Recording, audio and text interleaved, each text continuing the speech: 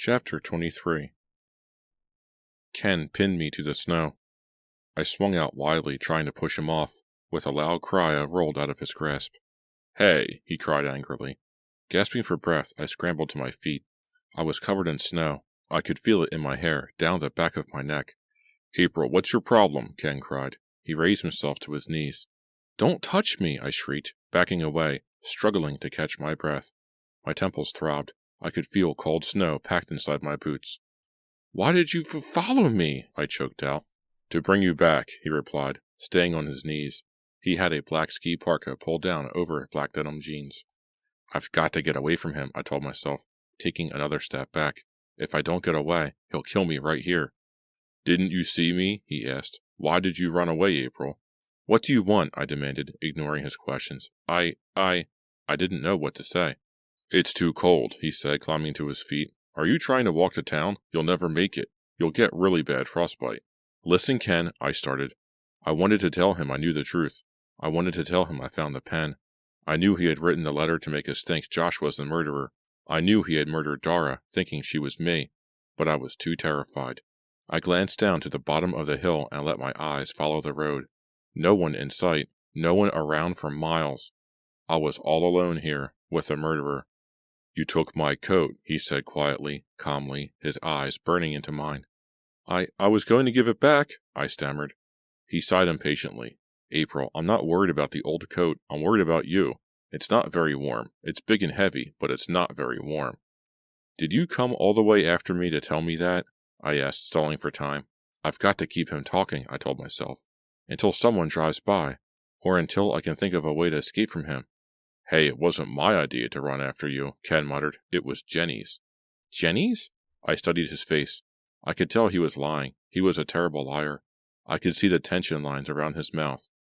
"Jenny was really worried about you," he continued. "She made me run out and get you. She was afraid you wouldn't realize how dangerous it is out here." Liar! Did he really think I was that stupid? "Is the phone fixed at the house?" I demanded. He shook his head. "Not yet." I brushed snow from my hair with one hand. My hair was soaked. Icy water ran down the back of my neck. "Then we have to keep going," I insisted. "We have to call the police." "We can't make it," Ken shouted impatiently. "We'll freeze." He took a step toward me. "Tony is keeping a close watch on Josh. Josh won't try anything." "But Josh isn't the murderer." That's what I wanted to scream at Ken, but I was too frightened. I could feel the pen in a coat pocket. I squeezed it tightly in my hand. I tried to pull it out and stick it in front of his face. I wanted to say, "Here's your ballpoint, Ken, the one you wrote the phony letter with." But then what would he do? I asked myself. Then what would he do to me? There was no one around. No one. Just miles and miles of deep snow. He could bury me, I thought with a shudder. He could bury me in the snow, and no one will find my body till spring. "Come on, let's go back," he snapped. He took 2 quick steps toward me and grabbed my arm. I'm freezing too. What is he going to do? What is he going to do? The question repeated in my mind. I tucked my hair back into the coat collar and started to follow him back up the hill. I pressed my hand against my face. My nose and cheeks were totally numb. I have no choice, I decided. I'll go back to the house with him. I can't make it dressed like this. I'll play along, I decided. As soon as I get back, I'll pull on warmer clothes. Then I'll sneak out again. Ken thinks the secret is safe, I told myself. He has no idea that I know the truth, that he killed Dara, that he tried to kill me. I'll play along. I'll let him take me back to the house. Then I'll warn Jenny. I'll tell her that Ken is a murderer, and the two of us will escape together. The idea gave me new hope. I can't run away and leave Jenny there with Ken, I decided. I already had let Jenny down by not telling her about the girl on Sumner Island. This time, I'll do the right thing, I told myself. This time, I'll act like a true friend.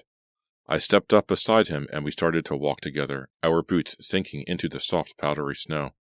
"Why'd you tackle me?" I asked, trying to make it sound light. "I didn't mean to. I was running too hard and I fell into you," Ken said. But I knew he was lying.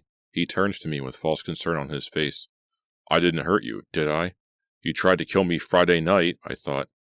"No," I shook my head. "You scared me, that's all." He stopped. His eyes grew cold as they locked onto mine. "I want to talk to you," he said softly, "about the other night." Uh-oh, I thought. I didn't say anything, so Ken continued.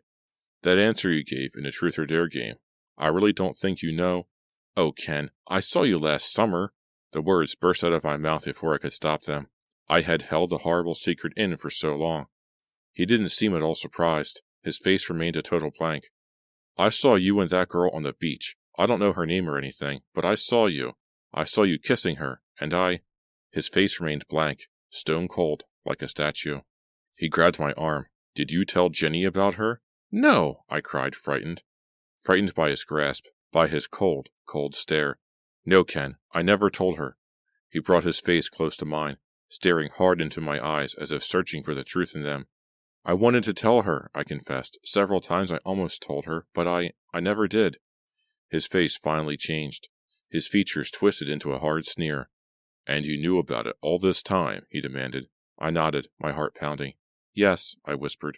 Yes, I saw you with her, Ken. I saw you last summer. His hand tightened its grip on my arm. He moved closer, his eyes still burning into mine. I'm so sorry, April, he murmured. I'm so sorry. Chapter 24. I tugged myself free. Ken, I started, but my voice choked in my throat. My heart thudding, I spun away from him and started back up the hill. I expected him to grab me, to try to stop me. But he didn't. He followed close behind, walking in my boot prints. I glanced back to see a thoughtful, solemn expression on his face. I was so intent on getting back up to the house, I hadn't noticed that the snow had finally stopped falling. The glare of bright sunshine off the snow made me realize that the dark clouds had finally parted. Good, I thought. This will make it easier to get away. This will make it easier for Jenny and me to get help. Ken didn't say a word until we reached the house and stepped through the front door. The bright white glare of sunlight on the snow followed me into the house. I blinked several times, trying to force my eyes to adjust. I tossed off Ken's coat and dropped it onto the pile. Where is everyone? I asked. April, you and I have to talk, Ken said in a hushed voice. He reached for me, and my entire body shuddered. Later, I cried. Please, Ken, I've got to get something warm to drink. But, April, I heard Ken call. Hey, Ken, you're back. Tony burst into the room. Come help me get firewood, man. The furnace went off. It's getting cold in here. Ken started to protest, but Tony dragged him away. Gratefully, I hurried away to search for Jenny. I found her with Carly in front of the living room window. I need to talk to you, I told her, in private. Carly's eyes narrowed suspiciously, but I dragged Jenny into the kitchen. April, what's up? She demanded, her blue eyes revealing her confusion. What's wrong? Everything is wrong, I whispered. Everything. Huh? She reached out and pushed my wet hair off my forehead. April, where did you go? I was so worried about you. Look at your face. You're bright red. You must be frozen. Don't worry about my face, I said sharply. I have a lot to tell you about, Jenny. A frightened sob escaped my throat. I should have told you a long time ago. I've known it for months, and... She held her hand over my mouth. Shh, we can't talk here, April, she whispered. We can't stay here, I told her, pulling her hand away. We're not safe. We've got to get away from here. I have to tell you about Ken, Jenny. Carly poked her head into the kitchen. Secrets? She asked. Yes, secrets, Jenny replied quickly. Deep, dark secrets? Hope you're not talking about me, Carly replied dryly. She took a can of Coke from the refrigerator, then returned to the living room. The snow has stopped. Maybe we can ski away from here, I suggested as soon as Carly was out of the room. Jenny gaped at me. Ski? We have to get out of here, Jenny, I repeated. I have so much to tell you. I know everything. Her expression changed. Okay, let's go, she replied in a low voice. The skis are out back. Let's get changed and get away from here before Tony and Ken come back with their firewood. We hurried side by side down the hall to our rooms. As I turned into my room, I was practically bursting with excitement. Can we get out of here before Ken comes back? I wondered. Can we really get away from him? Chapter 25. I quickly pulled on layers of clothes, 2 sweaters, thermal underwear under my ski pants.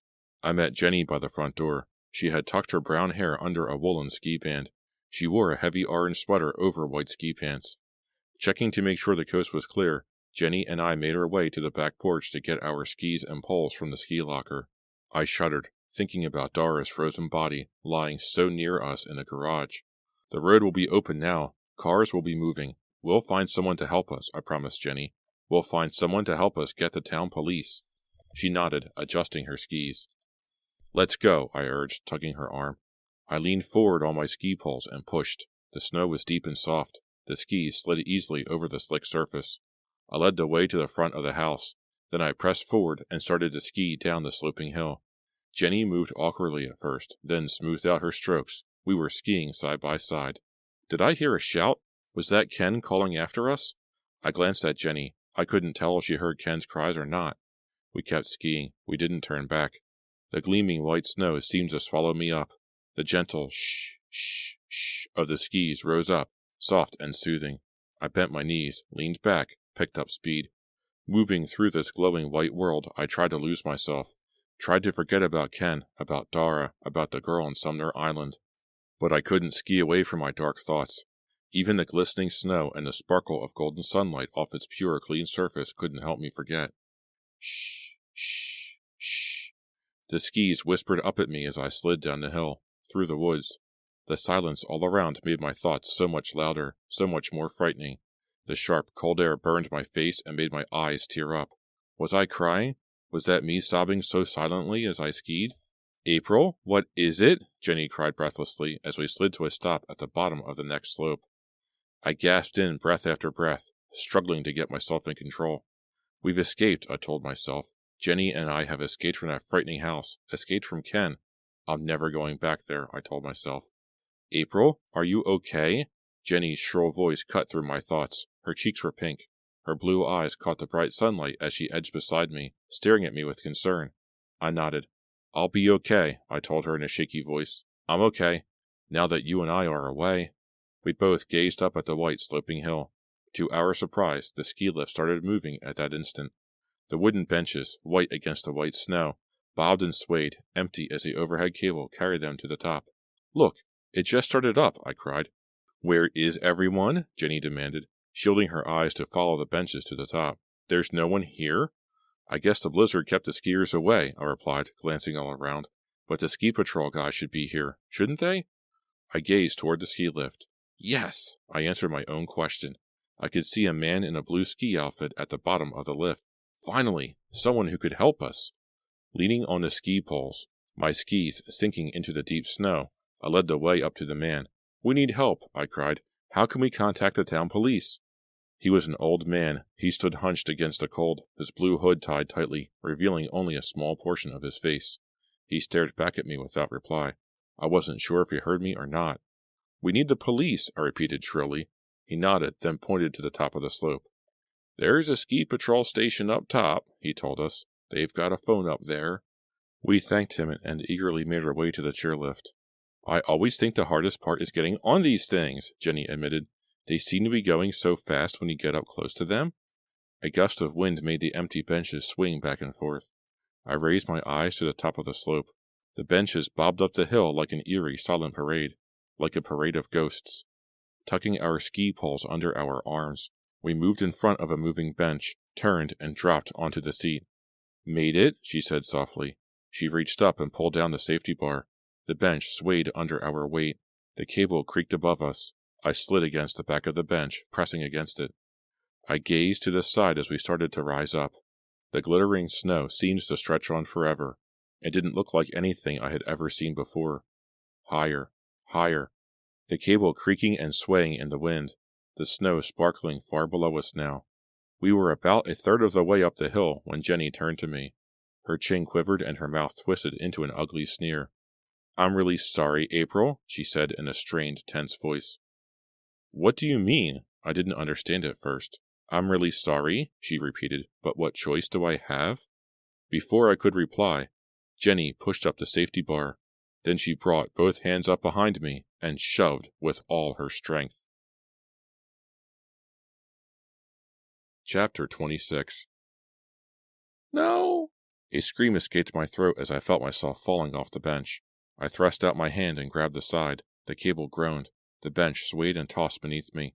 With an angry groan, Jenny shoved again. But I dodged against the side, and the force of her shove nearly sent her toppling off. I swung around, grabbed her by the shoulders. Jenny, what are you doing? The words burst out in a terrified shriek. Why? Why?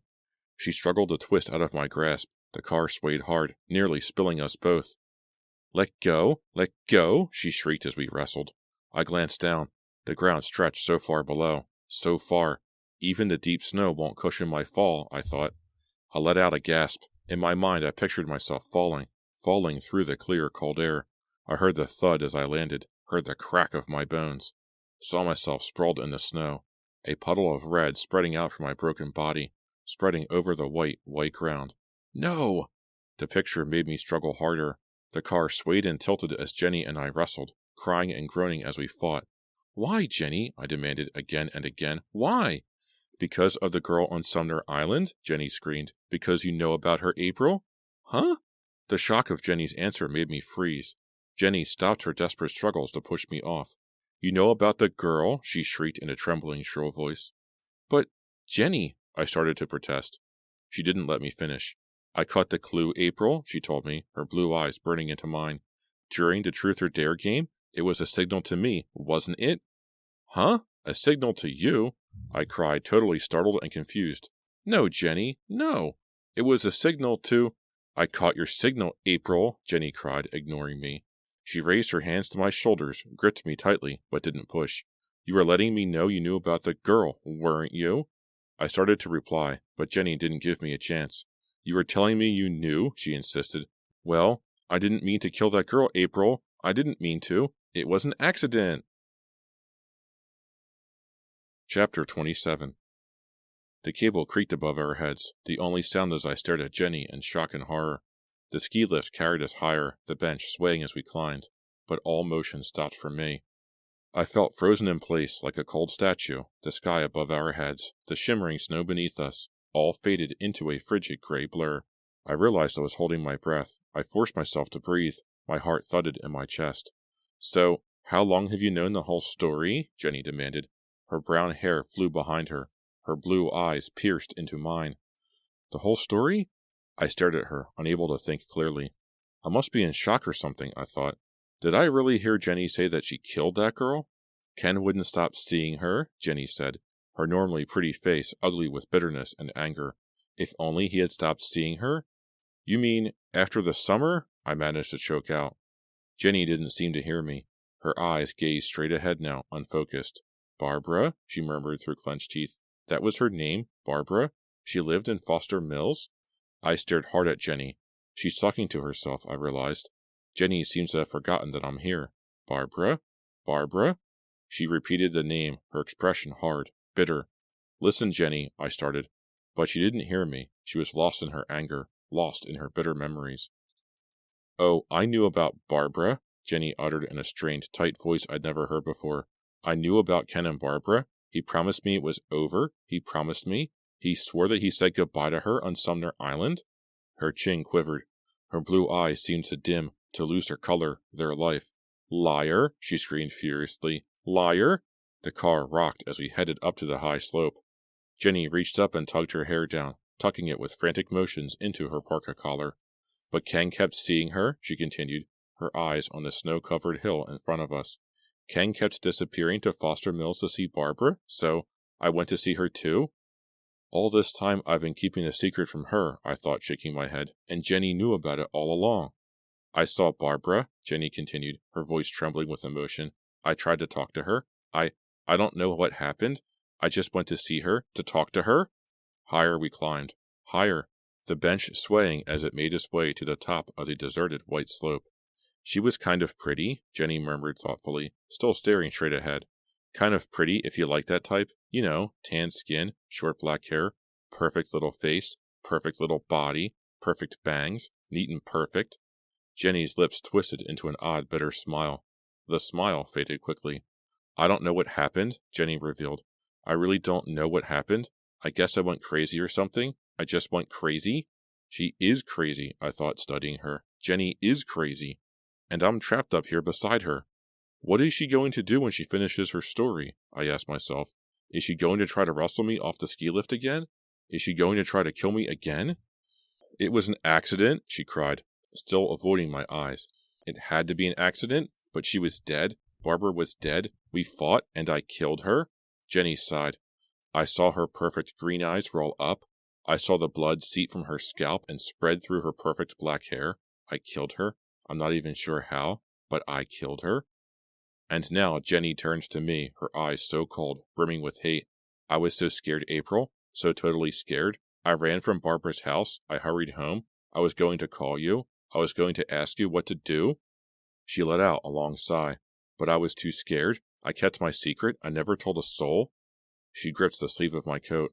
Do you know what it's like to live in such fear? Do you know what it's like to be afraid every moment of your life?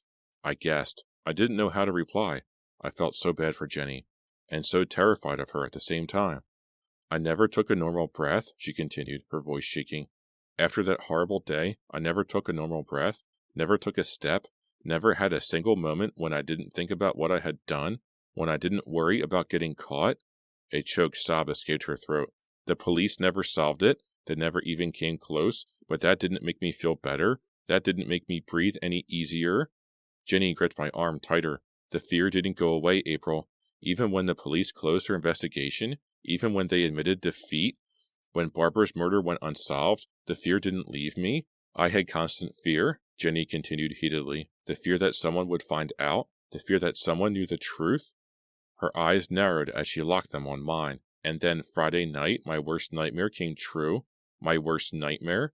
During the truth or dare game, you revealed that you knew about Barbara. You said it so casually, April, so calmly. But, Jenny, I sputtered. She gripped me with both hands. The bench rocked forward, then back.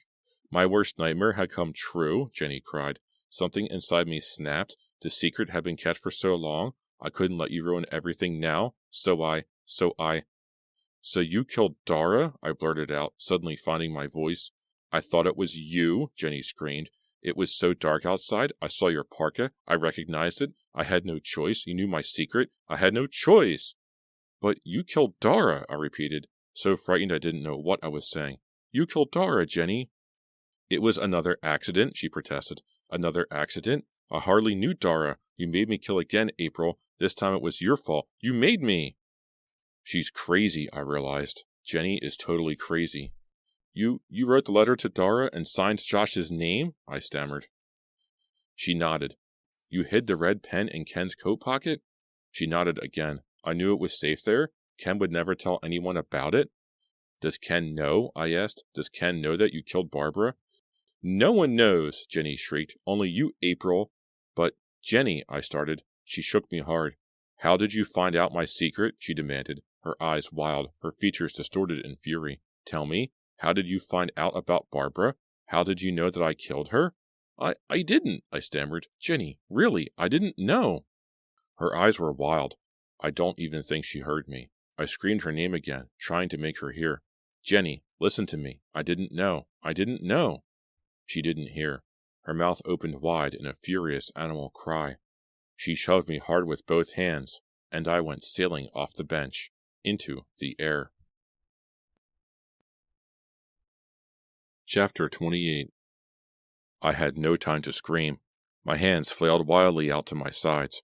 Grabbing nothing but air, the ski poles flew out of my hands. I dropped face down into the snow. Dead. The word thudded heavily into my mind as darkness swept over me. With a shudder, I waited to feel the pain. The cold invaded my clothes, spread over my face. Whoa, I thought, there's something wrong. Where is the pain? The fall had been so fast, the landing so quick and soft. I raised my head and realized I hadn't fallen far at all. The ski lift had reached the top of the hill. I had toppled only a few feet to the ground. My heart pounding, I raised myself to my knees. My skis had unsnapped when I hit the ground. I brushed the snow from my face with both hands. I turned in time to see Jenny leap off the ski lift bench. She landed heavily, her skis sinking into the soft snow. Jenny! I cried. She didn't give me time to climb to my feet. Her face wild with fury, she slid toward me, raised her ski pole, and thrust it at my throat. Chapter 29. I spun away. The pole pierced the snow a few inches from my face. With a low groan, I struggled to my feet. Jenny, drop it, I cried. Jenny, please. But she jabbed with the pole again, sliding awkwardly on her skis. I stumbled backward. The pole glanced off the shoulder of my coat. With a desperate cry, Jenny swung the pole like a baseball bat, swung it again, wild, frantic swings, slicing the air. The benches rattled behind us, one after the other, rising to the hilltop, then starting their trip back down. As Jenny swung the ski pole, my fear quickly gave way to anger. "Jenny, stop!" I shouted. "Drop the pole! Stop it!" I took a step toward her, raising both arms to shield myself. "No," she screamed. "No, get back." I took another step toward her. "Drop the pole!" She backed up, panting like a wild animal. "April, I have no choice," Jenny shrieked. "Don't you see? I have no choice." Ignoring her threat, I moved steadily toward her. She backed up, one step back, then another. "Jenny, it'll be okay," I said, trying to keep my voice low and soothing. "It'll be okay. We'll get you help." "I have no choice," she repeated, eyeing me coldly. "I really have no choice?" She wasn't listening. She couldn't hear me. I moved toward her. "Jenny, please listen to me. Let's go back to the house. We'll get you help. You'll be okay." "No, no, no." She repeated the word like a chant, her eyes darting wildly back and forth. She stepped back. The moving bench caught her in the back of the head. She opened her mouth in a silent cry of surprise. Stunned, she staggered forward, raised her hands to her head. I wasted no time. I leaped forward, grabbed her around the waist, and pulled her to the snowy ground. "My head," she murmured, and then she added, "My secret? You cannot know my secret?" A shadow swept over us. Startled, I glanced up, in time to see Ken leap off the ski lift. "Ken?" I screamed happily. "You followed us? How did you know?" He didn't reply. Instead, he moved quickly to help me pull Jenny to her feet. "Don't try to get away," Ken told Jenny. "Just come back to the house with us. We'll take good care of you, until the police come." Jenny nodded, dazed, defeated. "My secret?" she murmured. "You don't know my secret?" "Ken, I thought you didn't know," I blurted out. "How did you—" "I found the red pen in my coat pocket," Ken replied. "I was so puzzled. I didn't know how it got there. It made me think about the letter we found in Dara's room. I took a close look at it. I recognized Jenny's handwriting." Over his shoulder, I saw 2 blue-uniformed ski patrolmen hurrying toward us. Ken grabbed my arm. I was totally confused. I didn't understand at all. "I called to you. I tried to stop you from leaving with Jenny, but I guess you didn't hear me." His voice caught in his throat. "I knew that Jenny wrote that letter. It had me so upset. I thought I'd better follow you. Does that mean that Jenny killed Dara?" I nodded. "She thought Dara was me," I murmured. "Huh?" Ken's mouth dropped open. "No one knows my secret?" Jenny mumbled to herself. "No one knows it?" The 2 ski patrolmen were nearly up to us. The frightening weekend was nearly over. "The truth or dare game," I told Ken sadly. "It revealed more truth than any of us realized." He narrowed his eyes, thinking about it for a long moment. "Next time, April, take the dare," he advised. "Next time," I told him. "Maybe we should stick to Trivial Pursuit." This has been a Nightfall Audiobooks production of Truth or Dare by R.L. Stine, a Fear Street novel, Book 28. Hi, this is Chris again with Nightfall Audiobooks, and thank you very much for joining me for my production of Truth or Dare by R.L. Stine from the Fear Street series. This one was kind of boring. The Truth or Dare game was okay. I can see why April didn't tell Jenny about the girl on Sumner Island, and I get it, but I think if they were really, really good friends, she would have said something a lot sooner. I didn't think Jenny was the murderer at all. As soon as April found that red pen in Ken's pocket, I was like, boop, that's it. There's your twist. But it wasn't. It was Jenny. And I gotta say, I've been doing R.L. Stine for well over a year now. I've recorded well over 35 books, and he still manages to get me every single time. If it's a book I haven't read, I really have no idea how it's going to turn out. It's insane that he can still keep me guessing. You would think that I would be able to pick out his writing patterns and I would know who the killer was or who done it well in advance, but I'm not able to do it. R.L. Stine's just that good. That's why he's my favorite author. I still have no idea what's going to happen, even after I've been doing this for so long. Do I recommend this book? Not really. It gets a middle rating. Maybe a 5 or a 6. It's okay. The twist at the end is really good. But if you want good twist endings, just read another good R.L. Stine book. Read The Perfect Date, The Best Friend, Switched, The Cheater. There you go. Good books there. I would skip this one. I would not recommend reading this. So what should I do next? I don't know. Please write me an email, nightfallaudiobooks@gmail.com. I'm also on YouTube at Nightfall Audiobooks. Feel free to like, comment, and subscribe. I also have a Patreon page, patreon.com/nightfallaudiobooks. Tell your friends, tell your mom, tell whoever you think would like to listen to me tell them tales from R.L. Stine. Thank you very much for listening, and I will see you next time.